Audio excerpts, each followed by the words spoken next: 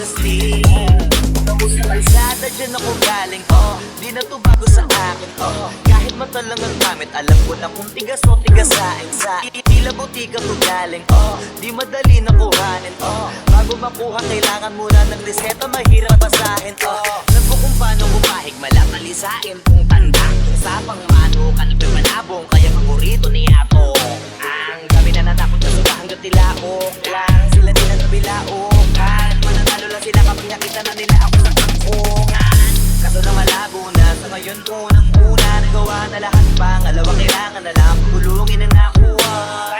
Sa isip ko lahat nakaset na, sinusulit na hanggang pabenta, bago umidod ako ng 30, pasensya ako sa musika ko ginawang tumilihensya. Di pwede na pera lang may tao, dapat matita ko pero pera wala kasing kwenta sa tao.